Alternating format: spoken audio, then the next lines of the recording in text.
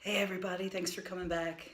Today I wanted to talk about toxic masculinity for trans men, and I guess this would go either way for trans men or trans women. It's basically, when I say toxic masculinity, it's the toxicity of the extreme of the sexism, the chauvinistic male, the I'm better than you because I'm male, that kind of crap. That was exactly what destroyed me in my early years of finding out that I was transgender. I was warned by a transgender doctor not to take this on, not to go to the extreme of all the male stereotypes.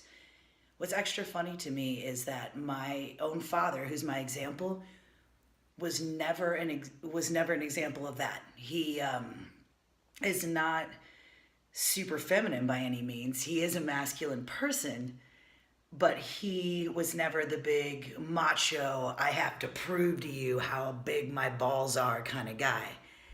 But that's what I turned into. And I now realize that I turned into that stereotype, especially after being warned not to turn into that stereotype, was because of my insecurities. I was so insecure about not having a penis and balls that I felt the need to overdo it, overkill it, let everybody know that I was a guy, I am a guy, I am a guy. Like I had something to prove. Looking back, I understand where I was coming from. I felt extremely misunderstood. People were telling me, no, you're not. That doesn't exist. We're talking about 2004 in the Midwest. There was not a lot of understanding. Hell, I didn't really understand it, and I am transgender. So that just goes to show. So there was a lot of misunderstanding, and my ego was just being stomped on. And instead of just trying to look within and embrace who I am from a soul level, I did my best to prove to everyone around me that I am a man. Well, my advice is to anyone going through this, that you feel that you need to prove yourself, I just ask that for your own sanity, for your own soul and heart space, please ask yourself why the hell you feel the need to prove it to anyone. I know that it's difficult. I understand that, and I understand that there may be people around you stomping on who you are, telling you you are not what you think you are. That's bullshit. It's all bullshit. You have to be the bigger person, okay? I need you to step up and realize that their opinions don't matter. All that matters is what you think of yourself. If you're happy with yourself, that's what matters. If you're not happy with yourself, that's okay too. That's normal. It's part of life. So what you can do if you're not happy with yourself is, instead of observing, oh, well, this person thinks that, and this person says I should be more like this and that, just kind of drown out all those voices. And, well, pretty much drowning out the voices means don't listen to these people. You know, you can take in people's opinions, but overall, it's important to sit with yourself and say, okay, well, then if I'm not happy with myself, what am I unhappy about? And what things would make me happy? You know, am I unhappy about my weight?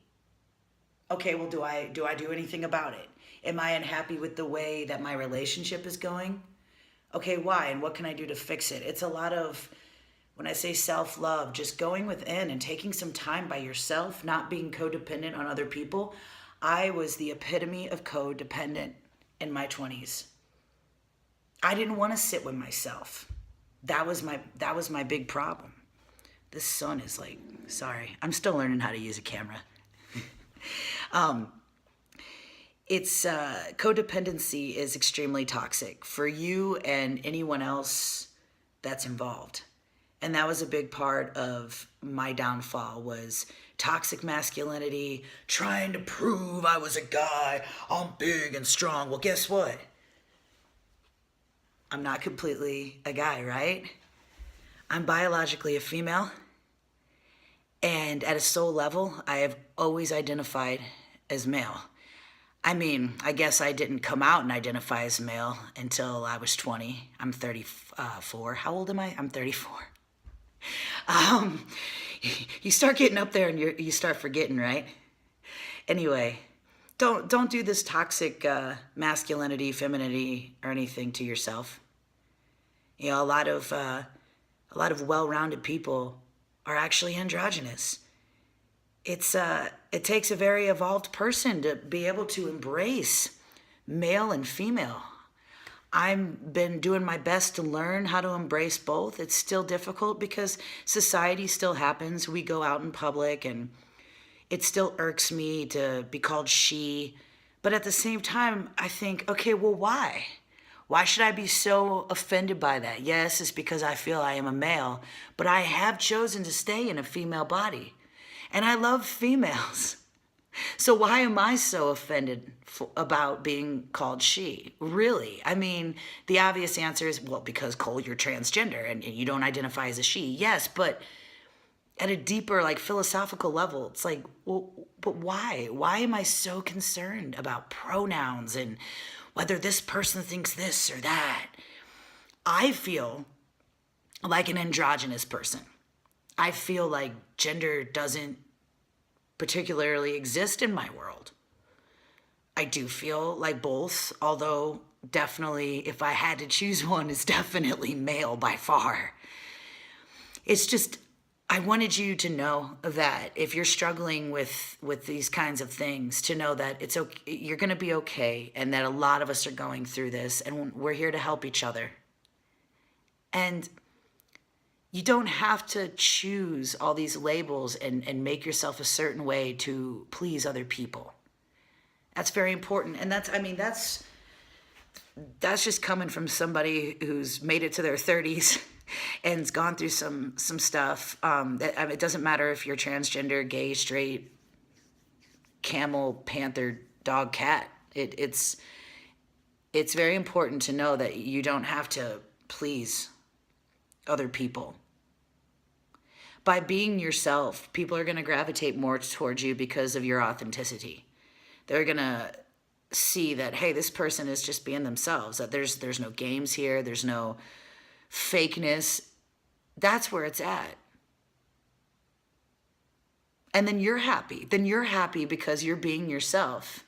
You're not putting on a mask for anyone. A lot of times as trans people, we feel maybe that we're putting on masks out of just defense, being out in public, and it can be very rough. But just remember that you have a soul tribe. There's people out there who understand you. Me, myself, every time I go out, there's usually some kind of situation that makes me realize, oh, I'm transgender. Like going to the bathroom, something like that, But just own it, embrace it. Embrace it because it's really a beautiful thing. It's an amazing experience to be transgender. It can be very, very difficult, but it doesn't all have to be difficult. It's like most things in life, I believe it's perspective. When I started thinking more positively about the positive aspects of being transgender, it all became easier. The law of attraction, it just, more positive thoughts went out, more positive things came in. So I wish you the very best.